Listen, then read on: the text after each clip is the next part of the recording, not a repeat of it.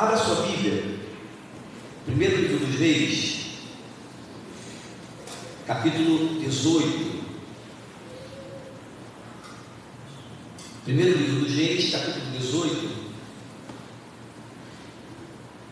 Eu quero convidar você a acompanhar a leitura apenas do verso 1 ao verso 4.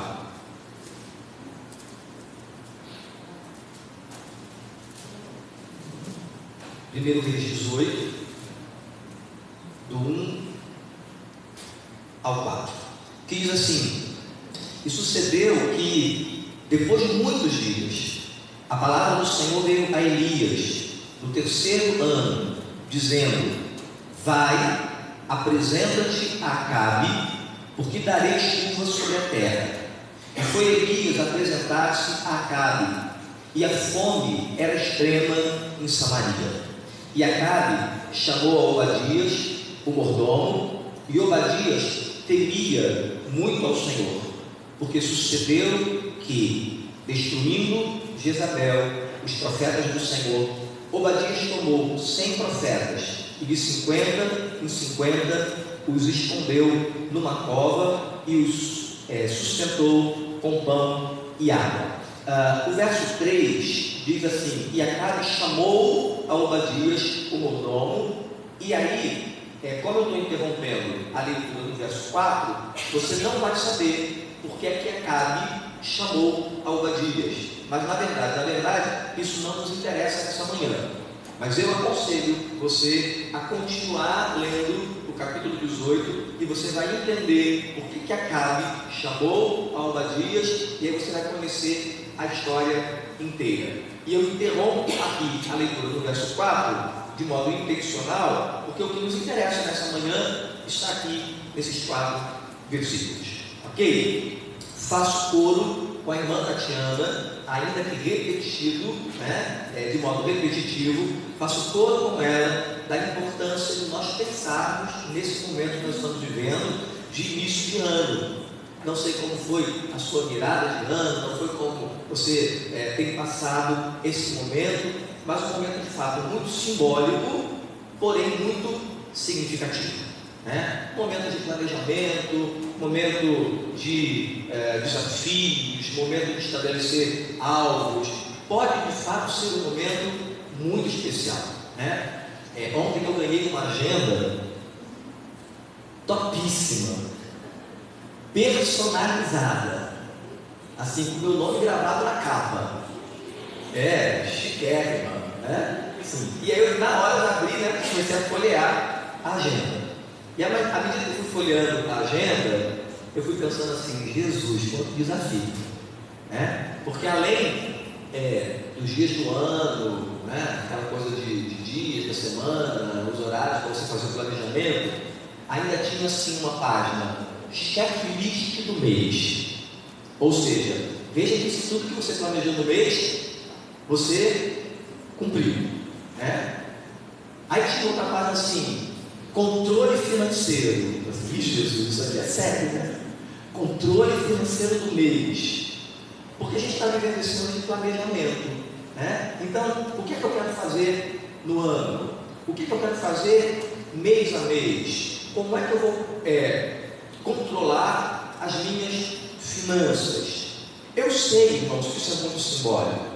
E às vezes, como eu falei aqui na manhã de consagração, eu sei que às vezes, talvez o mais correto seria nem desejar feliz ano novo, seria desejar boas festas, porque assim, eu não sei se o ano vai ser feliz, ainda eu desejo que seja, eu desejo a você um ano de bênção, um ano de prosperidade, um ano de saúde, mas eu não sei o que a gente encara pela frente, eu não sei o que nós vamos ter pela frente. Um ano de todos os sonhos realizados, eu não sei se eu vou conseguir realizar, acho muito difícil, com toda a fé que eu tenho, que é pouca, eu acho muito, porque se tem sonho que, eu já não realizei, foi ganhar a mega da virada, esse já não realizei, também não joguei, também não ser realizado.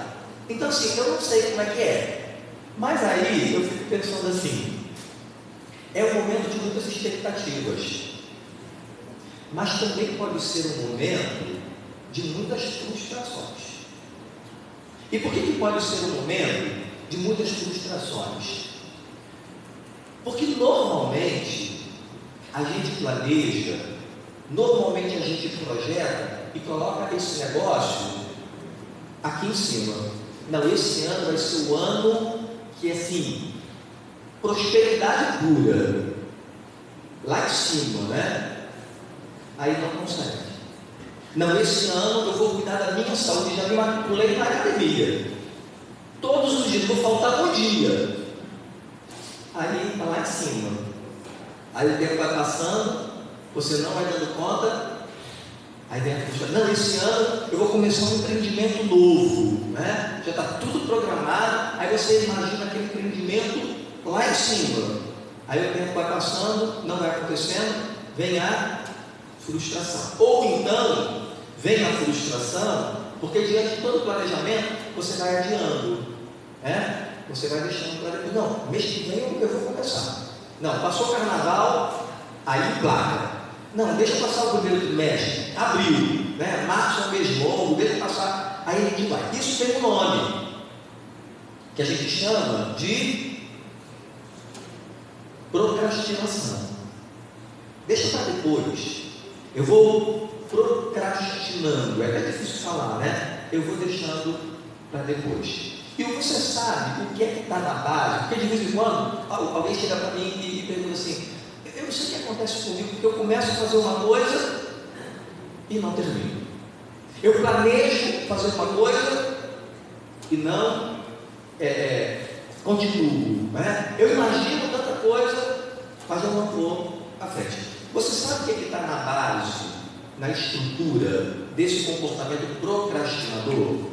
Você sabe por que você começa a fazer uma coisa e para no meio do caminho? Você sabe por que você planeja uma coisa e não leva a termo, a efeito? Porque na base do comportamento procrastinador, todo procrastinador é uma pessoa que idealiza demais. Toda pessoa que deixa muito para depois, na verdade, ela está criando uma estrutura interna de tanta perfeição, de tanta idealização, ela já sabe que não vai dar conta, e aí ela nem começa a fazer. Então ela vai sempre deixando para depois. Isso acontece, irmãos, em todo tipo de planejamento.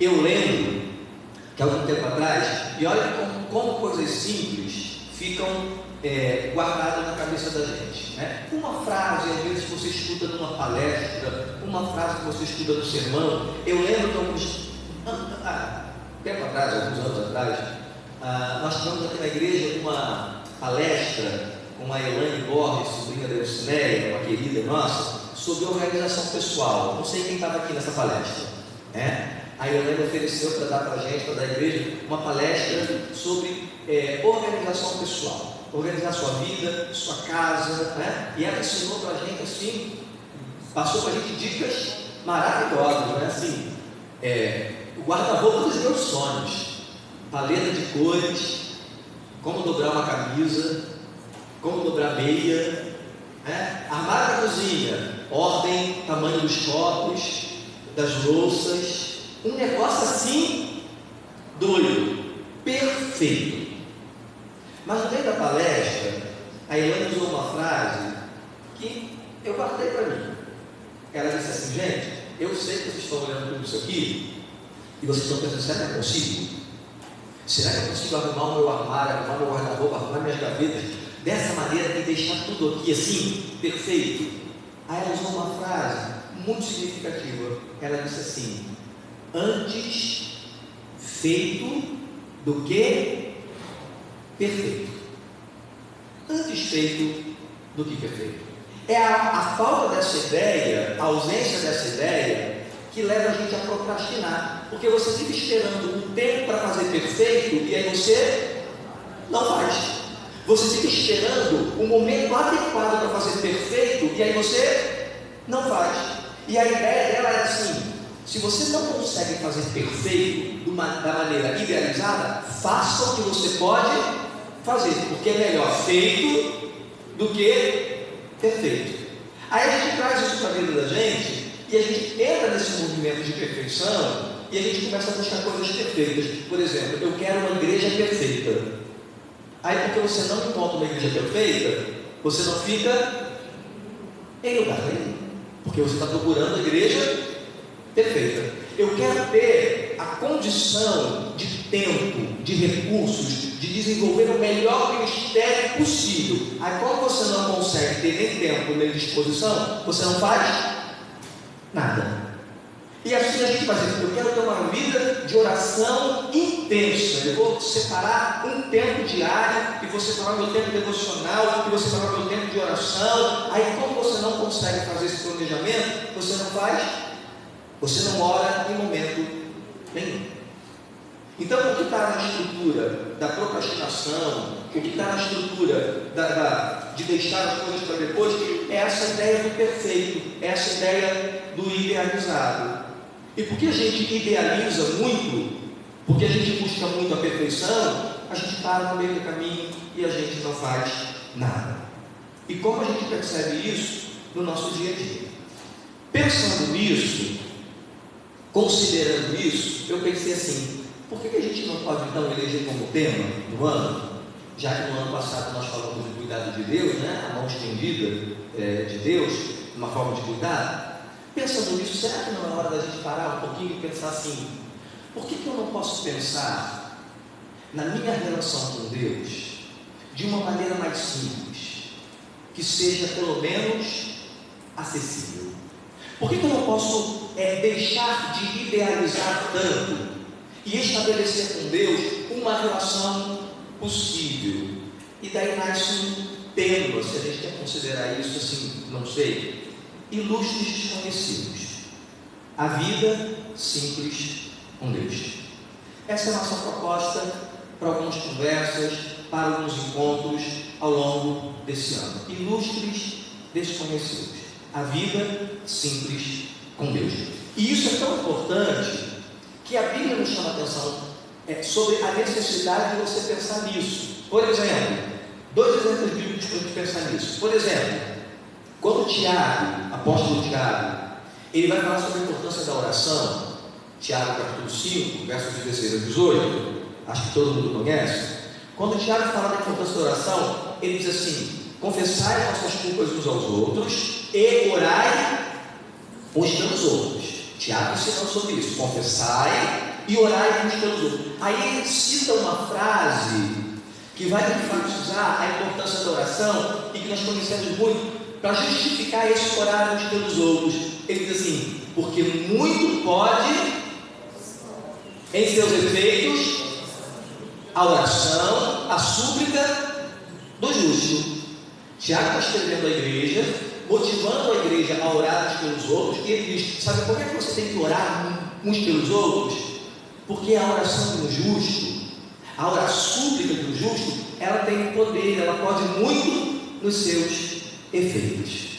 Aí ele vai dar um exemplo, e o exemplo que ele vai dar do valor da oração, da importância da oração, é o exemplo de Elias.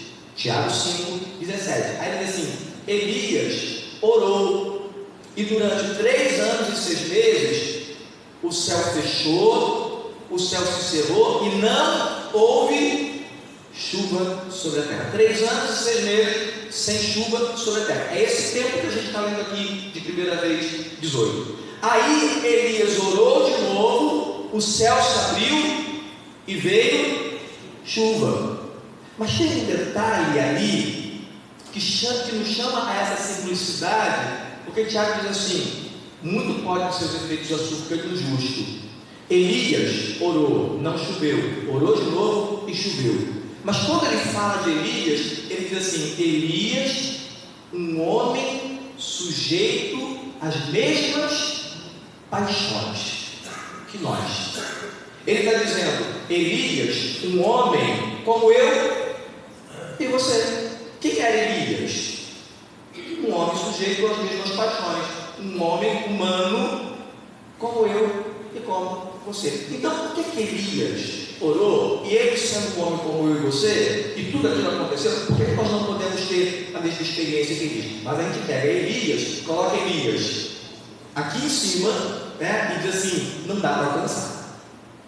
Aí Tiago vem e diz: dá sim, se você compreender que isso é muito mais simples do que você imagina. O outro exemplo que a gente tem, que também é muito conhecido, está em Hebreus capítulo 12, verso 1 e 2, o comecinho dele, que diz assim: portanto, nós também, hoje estamos rodeados de uma tão grande nuvem de testemunhas, deixando o embaraço e o pecado que tão de perto nos rodeia, corramos com paciência a carreira que nos está proposta. Hebreus 12, verso 1. E antes de Hebreus 12, verso 1, nunca confunda isso. Esse dia eu estava ouvindo um pastor conhecidão pregar, e ele deu esse furo que eu falei assim: gente, até os meus irmãos lá da igreja sabem disso, né? Porque ele estava dizendo que tem uma nuvem de testemunhas ao nosso lado olhando para a gente e querendo ver o que é que a gente está fazendo. Não é isso não. Quando ele diz aqui, pois que também estamos rodeados de uma tão grande nuvem de testemunhos, essa nuvem de testemunha são os testemunhos da fé daqueles que estão registrados em Hebreus capítulo 11, no capítulo anterior, que é o capítulo que recebe o título da galeria dos heróis da fé, né? Lê aí o capítulo 11 de Hebreus. Ele vai citar Abraão, ele vai citar José, ele vai citar Moisés, ele vai citar Davi, ele vai citar homens e mulheres que ao longo da história deram um testemunho de fé, e esse testemunho ficou registrado. Aí ele escreve assim: porque, portanto, nós também, a semelhança de Abraão, a semelhança de Moisés, a semelhança de Davi, nós também devemos deixar o embaraço e o pecado que estão de perto nos rodeia para caminhar, correr a caminhada que nos está proposta. Por que aparece essa expressão também? Para dizer para você assim, essa palavra heróis da fé já distancia um pouco a gente da realidade, né? Porque eu não vou conseguir ser herói. Acredito que você também não vai conseguir ser herói. E aí, parece que isso nos distancia da realidade de Abraão, da realidade de Moisés, da realidade. Não vai dar para ser Abraão. Não vai dar, pastor. Se me pedir meu filho, eu não vou dar. Não vai dar. Não vai dar, pastor, para ser igual a Moisés. Eu não vou conseguir ficar 40 anos no deserto andando um povo miserável e lixado. Não vai dar. Não vai dar, pastor, para ser José e perdoar os meus irmãos, depois de tudo aquilo, não vai dar para ser José. Aí a gente esquece que o texto diz assim: deixando o embaraço e o pecado que estão de perto nos rodeia. Esses homens que são citados em Hebreus 11, eles foram testemunhas da fé, mas eles também tiveram os seus embaraços, eles também tiveram os seus erros, as suas falhas, os seus pecados. Então, na verdade, o texto está aqui para dizer assim: você é humano como eles. Você pode experimentar, mesmo com toda a sua humanidade, você pode ter uma vida de fé, um testemunho de fé, como esses homens tiveram. Mas traz isso para uma coisa, um lugar mais simples. Traz isso para uma possibilidade real. Você não vai ter a sarça ardendo como Moisés viu, mas você pode perceber Deus falando com você. Você não vai precisar ser provado como Abraão foi, porque Deus sabe que vai ser reprovado. Mas você pode experimentar uma caminhada de fé. Aí eu volto para esse texto e penso assim: o que esse texto pode me ensinar em relação a uma vida simples, ainda que eu seja um desconhecido? Versos 1 e 2 diz assim: e sucedeu que depois de muitos dias a palavra do Senhor veio a Elias, primeiro nome aí, a palavra do Senhor veio a Elias no terceiro ano, dizendo: vai, apresenta-te a Acabe, segundo nome que aparece aí, porque darei chuva sobre a terra. E foi Elias, primeiro nome, apresentar-se a Acabe, segundo nome, e a fome era extrema em Samaria. A gente sabe muito bem quem é Elias. Acabei de citar aqui o que o Tiago falou a respeito dele, né? Quem é que não conhece a história de Elias? Aquele profeta que se levanta, ora para parar de chover, para de chover, ora para voltar a chover, volta a chover. Aquele profeta que lá no Monte Carmelo desafia todos os profetas de Baal e depois clama ao Senhor e desce fogo do céu e consome a oferta que ele apresentou ali. Aquele homem que foi lá na casa da viúva, enviado pelo Senhor e aumenta o azeite, aumenta a farinha, alimentado por corvos. Quem é Elias? Sabe quem é Elias? lá na caverna, e Deus procurando por ele. A gente sabe quem é Elias. A gente sabe tanto de Elias que a gente acha que não dá para ser igual a Elias. A gente sabe quem é Elias. A gente sabe até quem é Acabe, né? A encarnação do mal em Israel.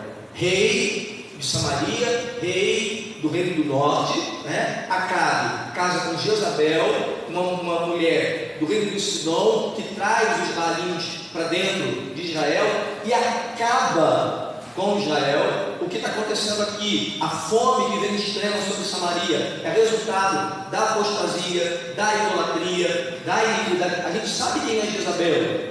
Ela é até citada depois lá no Novo Testamento como a prefiguração do mal dentro da igreja, o espírito do mal dentro da igreja. A gente sabe quem é Acabe, casado com essa mulher.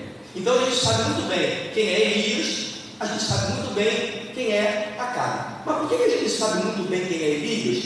E por que a gente sabe muito bem quem é Acabe? Porque a gente conhece pela excepcionalidade, ainda que até negativa. Você tem muito mais facilidade de conhecer aquilo que é excepcional. Elias foi um profeta excepcional, um homem de Deus excepcional. Acabe também foi um rei excepcional, se considerando a questão do mal, a questão da indiferença, a questão de ter deixado o Senhor. Ele foi tão ruim que ele se tornou muito conhecido. A gente conhece as pessoas tanto por aquilo que ela faz de muito bom, quanto por aquilo que ela faz de muito mal. Se você considerar, por exemplo, ministérios, igrejas, né? Você tem dois grupos aí que são muito conhecidos. Ou aquelas que são muito conhecidas porque elas têm muita presença na mídia, porque elas têm muita exposição, né? E aí aparecem. Mas a gente também conhece normalmente as igrejas pelos seus escândalos, a gente conhece os ministérios pelos seus pecados. Então as pessoas mais conhecidas, elas são conhecidas tanto no sentido positivo quanto no sentido negativo. Mas a gente não conhece o que é normal. O pastor normal você não conhece. A igreja normal você não conhece.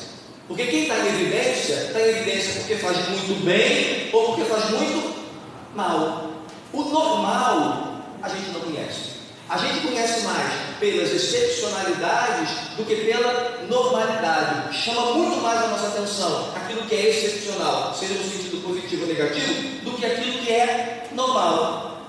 Aí o texto diz aqui que está aqui Elias e está aqui Acabe. Eu sei bem quem é Elias e eu sei bem quem é Acabe. Versos 3 e 4. E Acabe chamou a Obadias, o mordomo, e Obadias temia muito ao Senhor, porque sucedeu que, destruindo Jezabel os profetas do Senhor, Obadias tomou 100 profetas e de 50 em 50 os escondeu numa cova e sustentou com pão e água. Eu sei muito bem quem é Elias, eu sei muito bem quem é Acabe. Mas quem é Obadias? Você conhece? Já ouviu falar? Conhece a história dele? Conhece a biografia dele? Quem é Obadias? Obadias é um ilustre desconhecido. Eu não sei o que você já ouviu de Obadias. Eu não sei o que você já aprendeu de Obadias. Mas ele não é tão famoso quanto Elias. E também não é tão famoso quanto Acabe. Porque ele não é excepcional. Nem no sentido positivo, nem no sentido negativo. Ele é normal. E gente normal não é conhecida. Gente que está na média não é conhecida. Passa despercebido, passa batido, como nós costumamos falar. Se eu quero pensar quem são esses ilustres desconhecidos para pensar numa vida simples com Deus, então eu tenho que perguntar assim: quem é Obadias? O texto está para a gente duas informações. A primeira informação é que Obadias é mordomo de Acabe e Obadias, mordomo do rei. A primeira informação que o texto dá é que Obadias é mordomo de Acabe. E você sabe que o mordomo é aquele que tem acesso a tudo, mas na verdade não tem nada.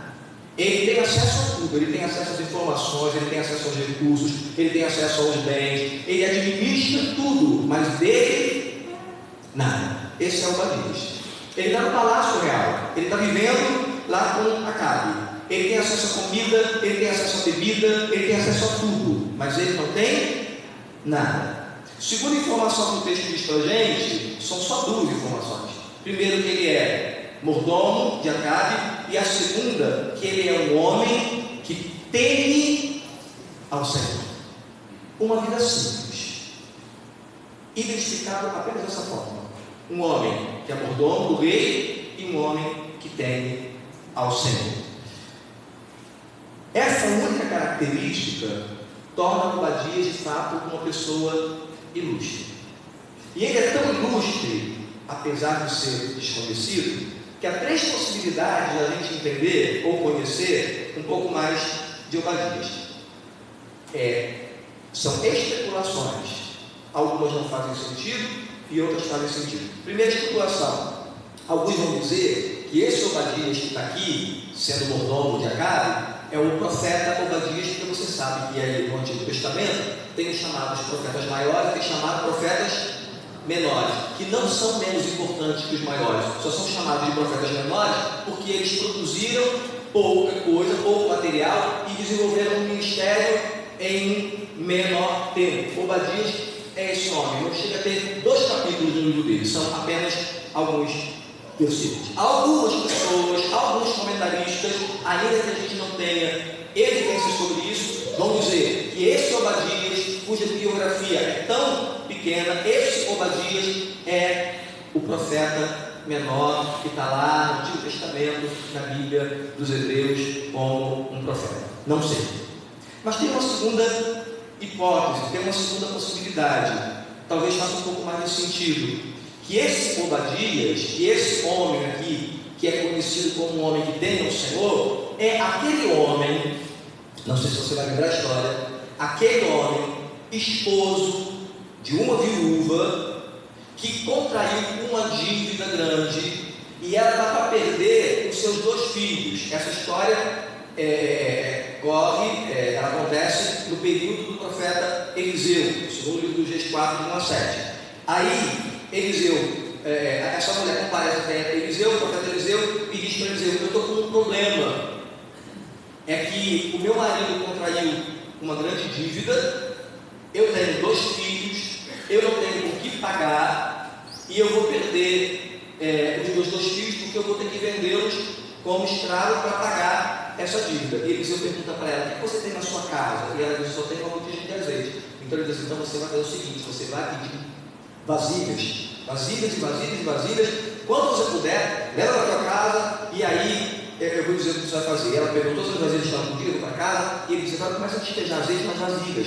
E à medida que ele ia despejando azeite, o azeite ia multiplicando, até que acabaram-se todas as vasilhas. Aí ele diz assim: agora você vai, vende tudo, paga a sua dívida, se livra desse homem aí, e você vai viver, você e os seus filhos, do que sobrar.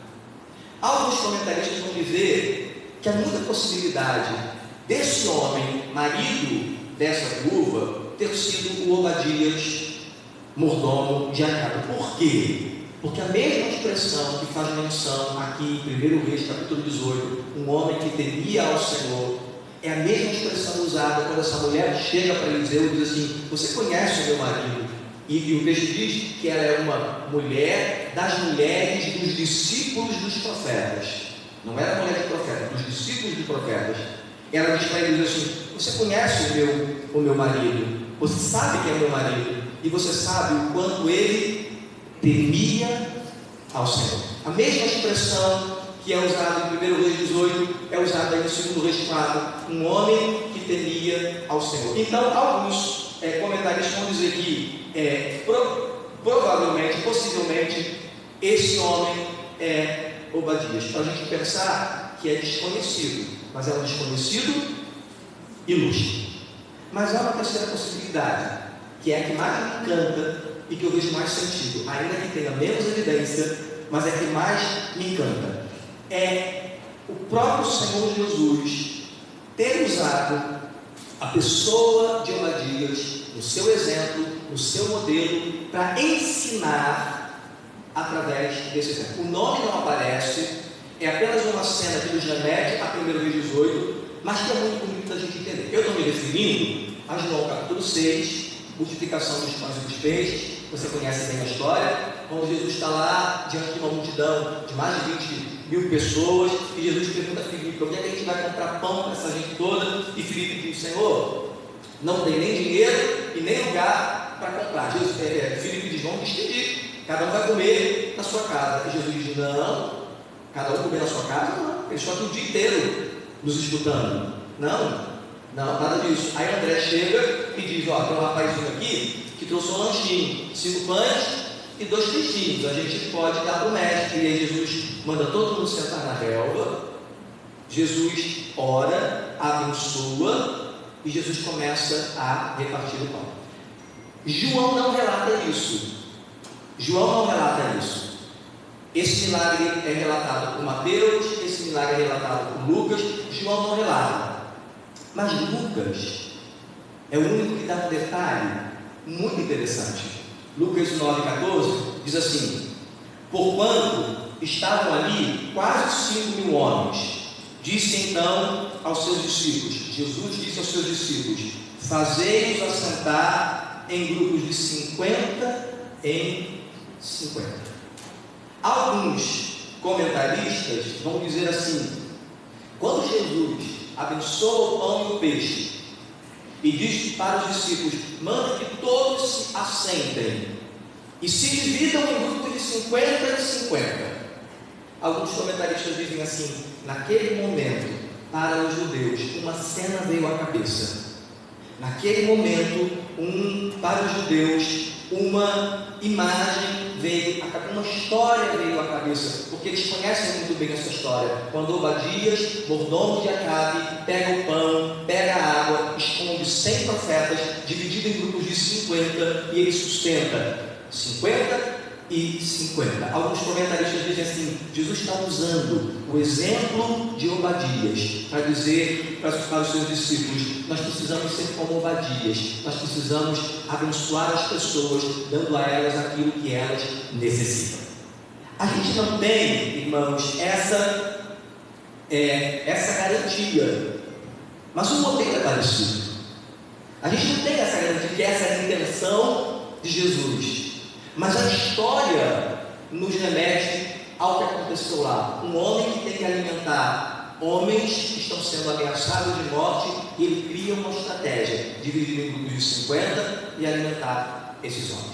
Isso, quer seja se tratar do profeta menor do Antigo Testamento, quer seja ser o marido da viúva que tem uma dívida para pagar, quer seja o modelo que Jesus traz aqui nesse momento da história, isso faz a gente pensar que Obadias é um desconhecido, que a gente não sabe quase nada de Obadias, mas é um desconhecido ilustre, porque tem uma vida simples como o Senhor. Então, primeira informação, ele é mordomo de Acabe. Segunda informação, ele é um homem que teme ao Senhor. E aí vem a terceira questão: se ele é um homem que teme ao Senhor, como é que ele expressa esse temor ao Senhor? Porque a gente pode viajar muito nisso, né? O que significa temer ao Senhor? Vou voltar ao verso 3 e 4. Acabe chamou Obadias, o mordomo, e Obadias temia muito ao Senhor. E sabe por que ele temia muito ao Senhor? O texto é essa resposta para nós. Ele temia muito ao Senhor porque sucedeu que, destruindo Jezabel os profetas do Senhor, Obadias tomou 100 profetas e de 50 em 50 os escondeu numa cova e os sustentou com pão e água. Obadias temia ao Senhor por quê? Aí o texto diz por quê? Porque no tempo que os profetas eram mortos, ele pega 100 e esconde, e ele vai sustentar com pão e com água. Por que ele é um homem que teme ao Senhor? Primeiro, porque ele expressa isso num ato de solidariedade. eu tenho pão, eu tenho água, então o que eu tenho eu vou dividir com aquele que não tem.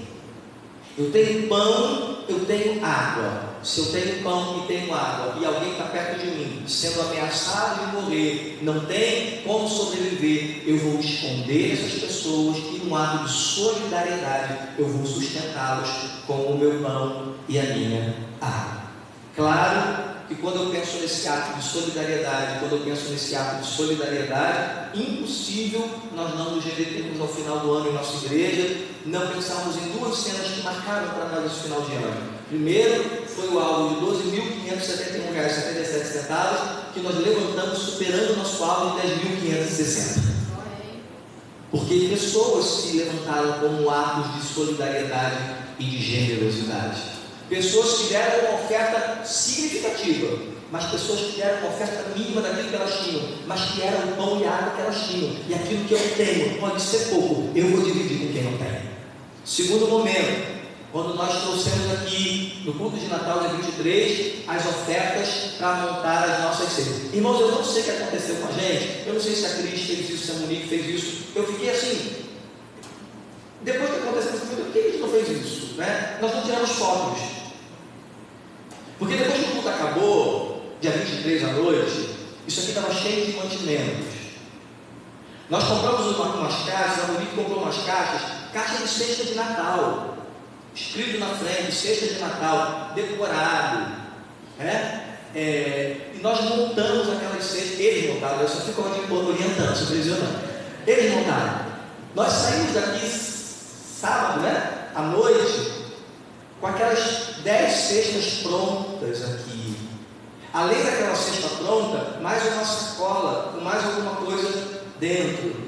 Nós montamos aquela cesta com as doações dos irmãos e 10 famílias na manhã de domingo, algumas até na noite do sábado, 10 famílias na manhã de domingo foram abençoadas pela igreja. E depois eu recebi ligações, pastor, que carinho, que amor, enfim, ato de solidariedade, de generosidade. Eu vou comer muito na minha casa, ou vou comer o razoável, mas o outro meu irmão lá não tem nada para comer, então eu vou trazer um negócio aqui. E a cesta básica tinha de castanha a frango. Não era coisa que tem a ver com Natal, não. De castanha, eu acho que tinha até coisa que eu nem tinha na minha cesta. Tinha aqui na cesta de Natal. Ato de solidariedade, ato de generosidade, que fala de como eu temo ao Senhor. Quando eu temo ao Senhor, eu divido com o outro aquilo que ele não tem. Segunda coisa que explica esse ato, esse homem que teme ao Senhor, uma atitude intencional em preservar aquilo que é mais importante para ele. Quando ele separa os 100 profetas para não morrer, e ele guarda e ele cuida dos 100 profetas, o que é um profeta para Israel, irmãos? O que o profeta faz? O profeta é a boca de Deus. O profeta prega a palavra, no melhor sentido da palavra, né? Não no sentido preditivo, que a gente sabe que no Antigo Testamento era muito importante, mas no sentido que a gente chama de enigmático, da mensagem da palavra. O profeta é aquele que prega. Tanto que, quando Elias está na caverna, e o Senhor chama e ele sai para fora, o que está fazendo aqui, e Elias diz: ó, mataram todo mundo, eu fiquei só. O Senhor diz para Elias: não, você não ficou só, não. Ainda preservei em Israel 7.000 joelhos que não se dobraram, que não beijaram a Baal.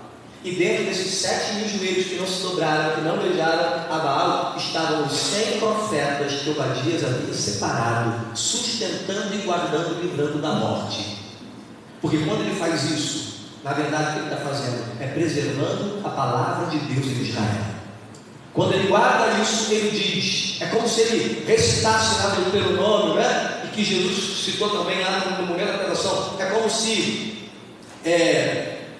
Obadias pensasse: está escrito, nem só de pão viverá o homem, mas de toda palavra que sai da boca de Deus, e que às vezes sai da boca de Deus através do profeta. Então ele está dizendo: eu vou dar pão, eu vou dar água, porque eu estou entendendo que a gente não vive só de pão, a gente não vive só de água, a gente vive da palavra de Deus que sai da boca do profeta. Então, mais do que que ter pão e do que ter água, eu quero ter a palavra de Deus. E se eu posso ser um instrumento para preservar a palavra de Deus, eu vou fazer isso. Ele teme ao Senhor porque ele ama a palavra. Ele teme ao Senhor porque ele quer preservar a palavra. E tem mais uma terceira coisa aqui. Ele teme ao Senhor porque esse serviço se dá debaixo da compreensão plena da soberania de Deus. Obadias, ele tem consciência de que Deus é soberano sobre tudo e sobre todos.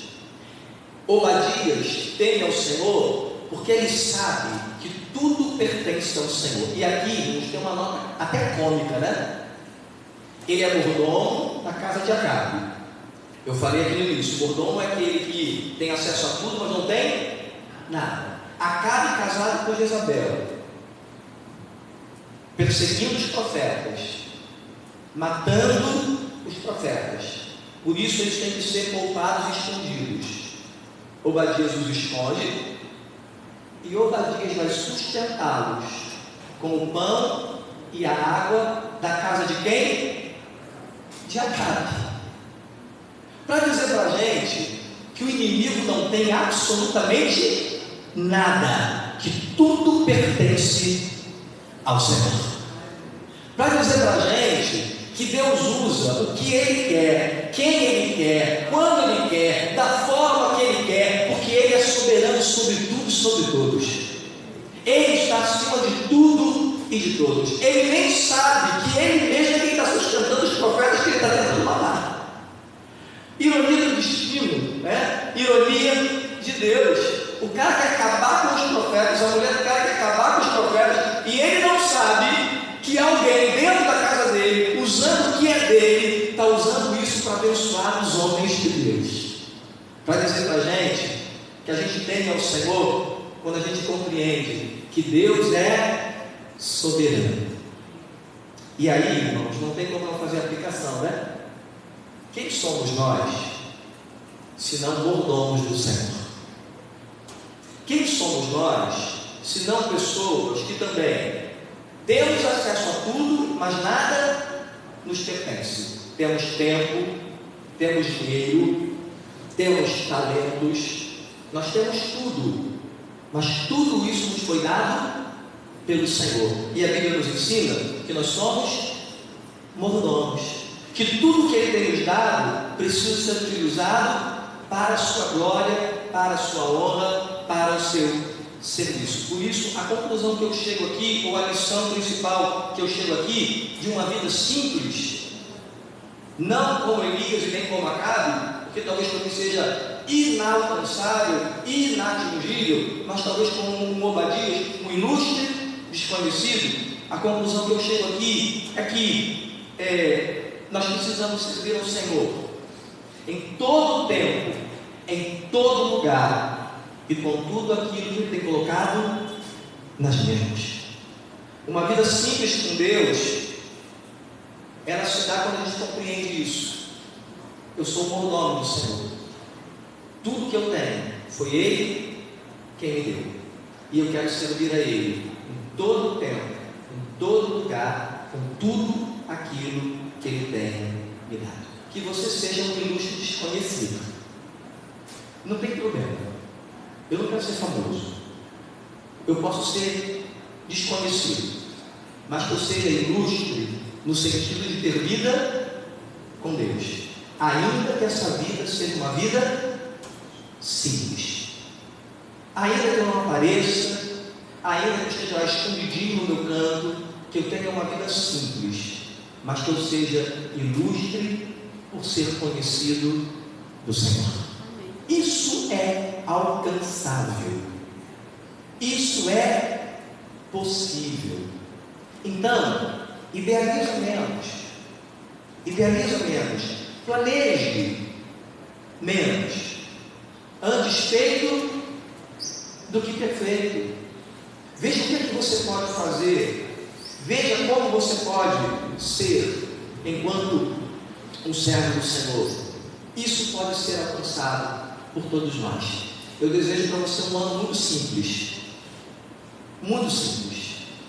mas que na sua simplicidade você tenha vida com Deus. Amém? Vamos ficar de pé e vamos orar enquanto o ministério vem aqui e a gente vai celebrar juntos a ceia do Senhor.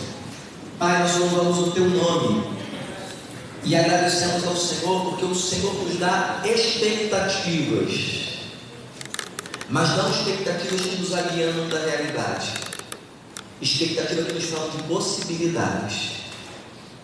Ainda, Senhor, que o nosso desejo pudesse ser de ser um homem reconhecido como Elias, e a Tua palavra nos coloca como modelo, ainda que o nosso desejo pudesse ser um homem conhecido como os grandes heróis da fé, mas quantas vezes, Pai, nós usamos essas impossibilidades para dizer, se não dá para ser isso, então não quero ser nada. Mas quanta gente desconhecida na Tua palavra, que traz para nós a possibilidade de sermos homens e mulheres, servos do Senhor, usados pelo Senhor, da maneira mais simples, talvez nós nunca tenhamos imaginado. Que na nossa simplicidade, ou na simplicidade daquilo que nós podemos fazer, nós sejamos reconhecidos e conhecidos do Senhor. Como João Batista nos ensina na sua fala, que nós possamos diminuir para que Jesus possa crescer. E nessa simplicidade, para nos diminuir, de fato o Senhor possa ser visto em nossas vidas. Muito obrigado por Tua palavra, muito obrigado por esse primeiro encontro do ano de 2024, e que aqui, Senhor, a gente possa passar, estar juntos, aprendendo daquilo que o Senhor tem para a nossa vida. Quando vamos agora nos preparar para a mesa do Senhor, nós queremos, Pai, que enquanto cantamos, o Teu Espírito Santo venha trabalhar no nosso coração e venha nos colocar nesse lugar de gente que depende do Senhor, de gente que simplesmente depende do Senhor. Em nome de Jesus, amém.